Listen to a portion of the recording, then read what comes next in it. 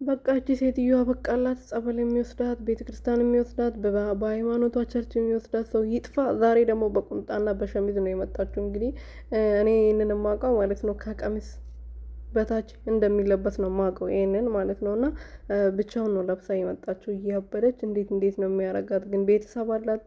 እኔ እንጃ አላውቅም። ምን ለመሆን ነው ግን እንደዚህ የምትሆነው? ፈጣሪ ከዚህ ነገር ይጠብቀኝ። ፈጣሪ ወይ ፈጣሪ ወይ በልኬ ስጠኝ እባክህ። እንደዚህ የማብድበት የምጨልልበት ብር አትስጠኝ። ብር እኮ ነው እንደዚህ የሚያረጋቸው እንጂ ጤነኝነት ይመስላችኋል?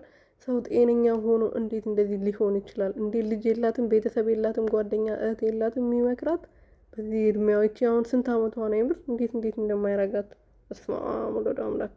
ሰላም ሰላም ቤተሰብ እንዴት ናችሁ? ደህና ናችሁ ወይ? እኔ ያለው እግዚአብሔር ይመስገን። በያላችሁበት ሰላማችሁ በዘት ትርፍርፍ ይበልልኝ። እንግዲህ ሜሪ ለቃለች፣ በቃ ጨልላለች። ከሮትዬ ከራቀች በኋላ ደግሞ ጭራሽ ብዙባታል እና ቤተክርስቲያን የሆነ ቦታ የሚወስዳት ያስፈልጋታል። እኔ እንጂ ሐኪም ቤትም ልትገባ ትችላለች፣ አይታወቅም። ዛሬ ደግሞ ብሶባታል። ወይኔ የሚቀርጸው ሰውዬ ምን እያለ ይሁን የሚቀርጸው የሚቀርጻት